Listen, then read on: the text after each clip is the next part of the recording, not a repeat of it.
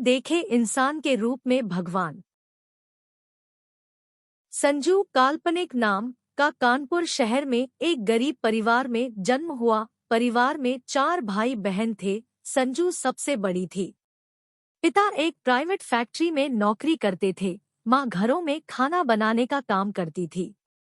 धीरे धीरे माता पिता मिलकर सबसे पहले संजू की शिक्षा पर विशेष ध्यान देने लगे और संजू की पढ़ने में रुचि देखी तो उन्होंने एक प्राइवेट स्कूल उसकी शिक्षा पूरी कराई।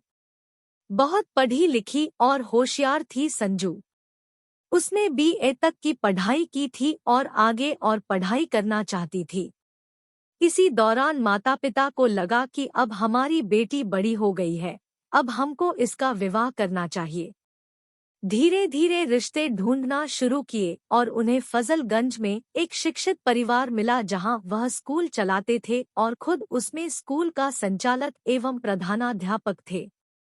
वहां गरीब बस्ती के लोग के बच्चे ज्यादातर पढ़ने आया करते थे। स्कूल बड़ी अच्छी स्थिति में चल रहा था और संजू की शादी वह कर दी गई। शादी के बाद उसने सोचा कि मैं इस स्कूल में पढ़ाना शुरू करूंगी और अपनी भी पढ़ाई आगे की शुरू करूंगी। क्यों ना मैं अपने पति का साथ दूं और स्कूल बड़ा हो और मैं भी कुछ कमा सकूं। संजू पूरे दिल से दिन रात स्कूल में अध्यापन का कार्य, ऑफिस का कार्य, मैनेजमेंट के कार्य में मदद करने लगी। सोचा कि स्कूल बड़ा हो जाएगा तो पूरे परिवार को फायदा होगा, नाम होगा। धीरे धीरे उसके घर में और उसकी जिंदगी में खुशियां ही खुशियां मिलने लगी। उसने एक बेटी को जन्म दिया। उसने सोचा इस बेटी को मैं डॉक्टर या इंजीनियर बनाऊंगी और अपना सपना पूरा करूंगी, लेकिन किस्मत को कुछ और ही मंजूर था। उसके साथ बहुत ही तरह तरह से उत्पीड़न शुरू हो गए। उसकी सास ने उसे मानसिक और शारीरिक रूप से प्रताड़ित करना शुरू कर दिया। संजू पढ़ी लिखी थी और विरोध करने लगी। उसके साथ आए दिन मारपीट, झगड़े विवाद होने लगे। बेटी को जन्म दिया है तो इसके लिए दहेज कहाँ से आएगा? अपने बाप से कहो कि हमें दहेज चाहिए। संजू सब कुछ बर्दाश्त करती रही।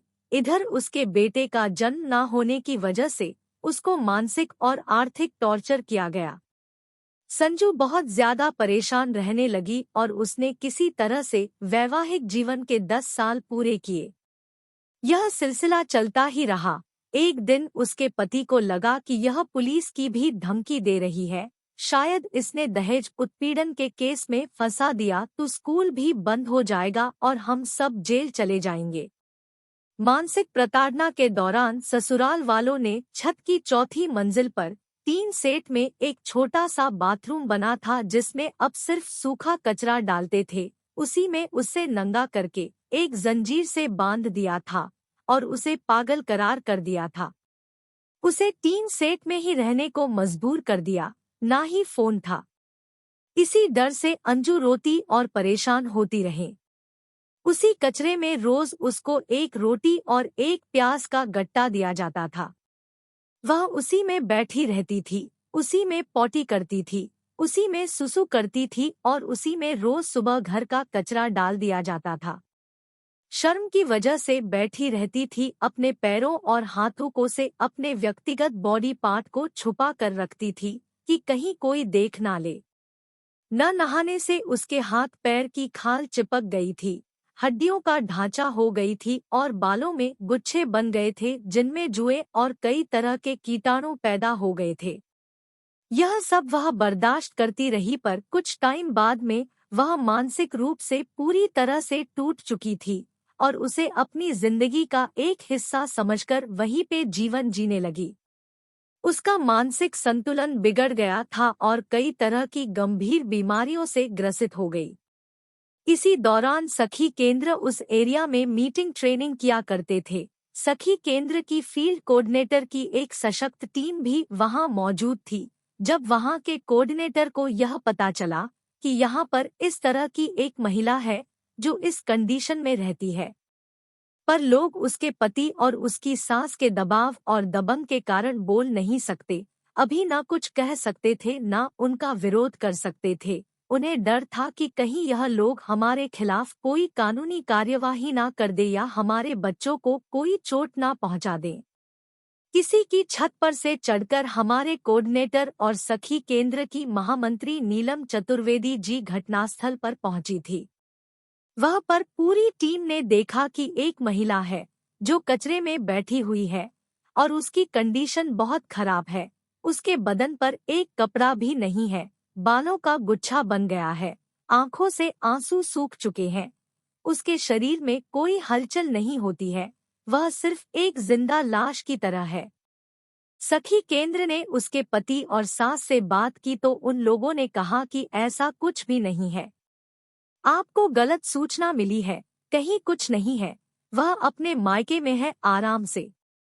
यह सब सुनकर सखी केंद्र की टीम थाने में जाकर पुलिस की बहुत बड़ी टीम से मिली, उन्हें पूरी घटना से अवगत कराया। वह भी सुनकर बड़े आश्चर्यचकित थे। उनका कहना था कि मैडम, गलत सूचना पर आपकी संस्था के खिलाफ कार्यवाही कर सकते हैं, पर यदि सही घटना है तो हम आपकी मदद करेंगे, क्योंकि हमारे कोऑर्डिनेटर और हमारी हेल्पलाइन टीम को देख चुकी थी। तो पूरे विश्वास के साथ उनसे कहा ठीक है, और एक बड़ी सी सीढ़ी मंगाई गई। पुलिस और कुछ क्रोध और जोश में भरी हुई महिलाएं भी ऊपर चढ़कर गए तो वहां नजारा बहुत ही गंभीर था।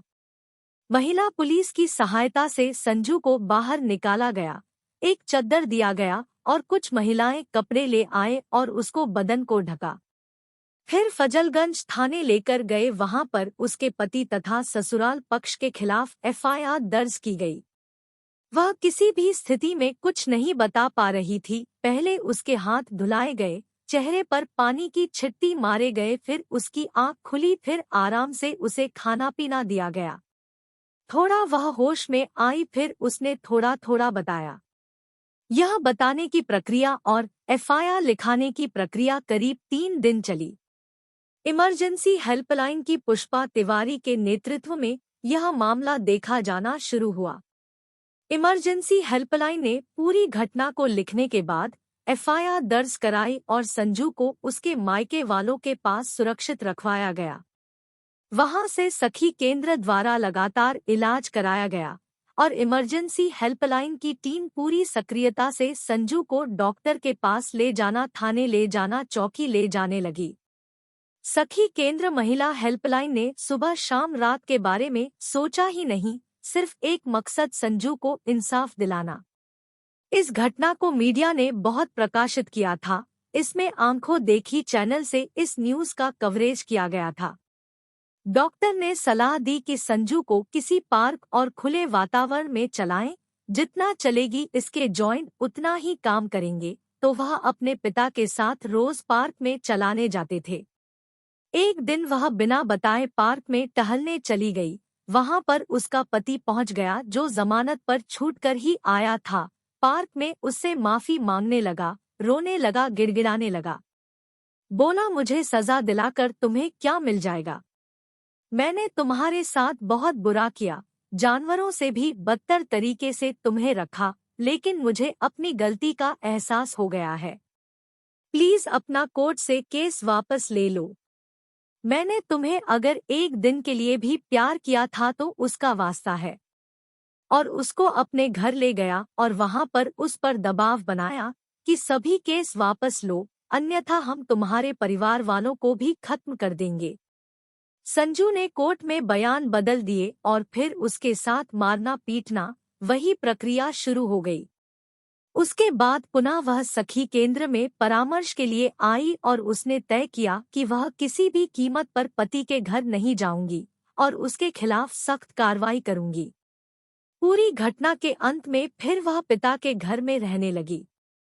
वहीं पर पूर्णतः स्वस्थ होने के बाद आसपास के लोगों को ट्यूशन पढ़ाने लगी। उसकी बेटी भी उसके साथ रहने लगी। जब संजू को उसके पिता ने सखी केंद्र की पूरी टीम के कार्य के बारे में और मदद के बारे में बताया तो संजू ने कहा कि मैंने भगवान मंदिर में सुने थे, लेकिन इंसान के रूप में भी है, जो आज मुझको उस नरक की जिंदगी से निकाला, हमारी मदद की, हमें सहारा दिया, कानूनी लड़ाई निशुल्क लड़ी, हम उनके शुक्रगुजार हैं।